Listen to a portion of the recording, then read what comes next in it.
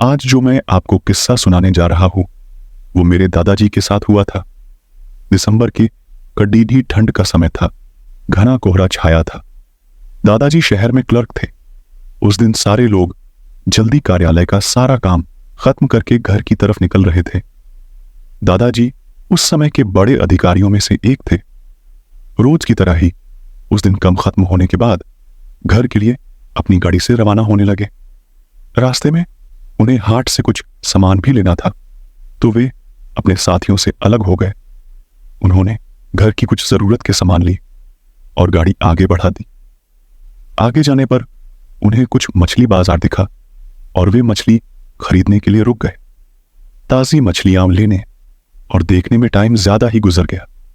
उनकी जब अपनी घड़ी पर नजर गई तो उन्हें आभास हुआ कि आज तो घर जाने में बहुत देर हो जाएगी और ये सब लेकर घर पहुंचने में काफी समय लग जाएगा। फिर यही सब सोचकर उन्होंने सोचा कि क्यों ना जंगल के रास्ते से निकला जाए तो जल्दी पहुंच जाऊंगा। तो उन्होंने अपना रास्ता बदला और जंगल की तरफ अपनी गाड़ी को घुमा लिया।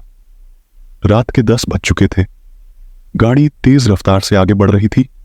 तभी अचानक तेज ब्रेक के साथ गाड़ी को रोकना पड़ा। उनकी गाड़ी के आगे एक औरत जोर जोर से रो रही थी। उन्होंने सोचा, इस वीराने में ये औरत क्या कर रही है। उन्हें लगा कि कोई मजदूर की पत्नी होगी जो नाराज होकर घर छोड़कर जेनंगल में भाग आई है। तो उन्होंने उससे पूछा कि यहां जेनंगल में तुम क्या कर रही हो। लेकिन उसने कोई जवाब ना देकर और जोर जोर से रोने लगी। सारे जंगल में उसकी हूं सिसकियां गूंज रही थी। फिर दादाजी ने पूछा, तुम्हारा घर कहां है। लेकिन वो कुछ भी ना बोली। तब दादाजी ने कहा कि आज चलो मेरे घर में रहना, सुबह अपने घर चली जाना। ये जेनंगल बहुत सारे जंगली जानवर से भरा है। रात भर यहां मत रुको। चलो आज मेरे घर में सबके लिए खाना बना देना और कल सुबह अपने घर चली जाना। उसने ये सुना तो झट से तैयार हो गई और गाड़ी में पीछे की सीट पर बैठ गई। सिर में बड़ा सा घूंघट डालने की वजह से उसका चेहरा छिपा हुआ था। कुछ ही देर में गाड़ी घर के दरवाजे पे थी। घर के लोग कब से उनकी राह देख रहे थे। गाड़ी रुकते ही मां ने पूछा, आज तो बहुत देर हो गई और सारे लोग आ भी चुके हैं। तब उन्होंने सारी बातें अपनी मां को बताई और कहा कि आज खाना इससे बनवा लो, कल सुबह ये अपने घर चली जाएगी। इतनी रात को बेचारी जंगल में कहां भटकती, इसलिए मैं ले आया। पर मां को कुछ संदेह हो रहा था कि कहीं चोर तो नहीं है, रात को सोने के बाद या खाना बनाते समय कहीं घर के सामान ही चुरा कर ना ले जाए। पर बेटे की बात को कैसे माना करती। उन्होंने उस औरत को कहा, देखो आज तो मैं रख ले रही हूं, लेकिन कल सुबह होते ही यहां से चली जाना और जाओ रसोई में ये सामान उठाकर ले जाओ और खाना बना दो। उसने फिर से जवाब नहीं दिया।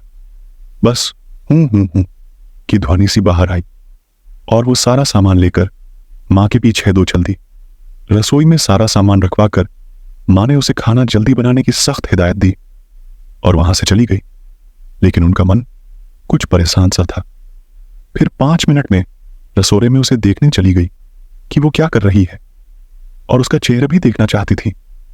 लेकिन वहां पहुंची तो देखा कि वो मछलियों का थैला निकल रही थी। उन्होंने बहुत जोर से गुस्से में कहा, यहां सब खाने का इंतजार कर रहे हैं और तुम अभी तक मछलियां ही निकल रही हो।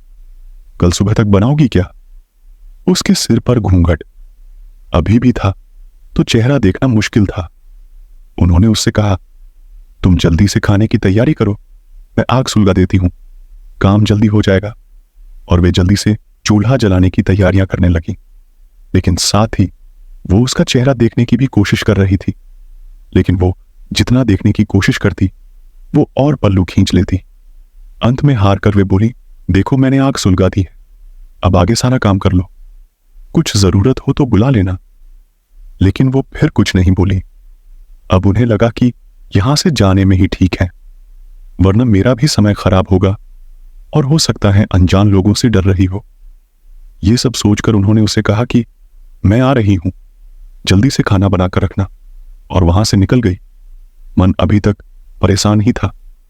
कभी अपने कमरे, कभी बच्चों के, कभी बाहर सबको देख रही थी। कहीं कुछ अनहोनी ना हो जाए। 1 मिनट भी आराम से नहीं बैठ पाई। अभी 5 मिनट ही हुए थे पर उनके लिए वो घड़ी पहाड़ सी हो रही थी। समय बीत ही नहीं रहा था।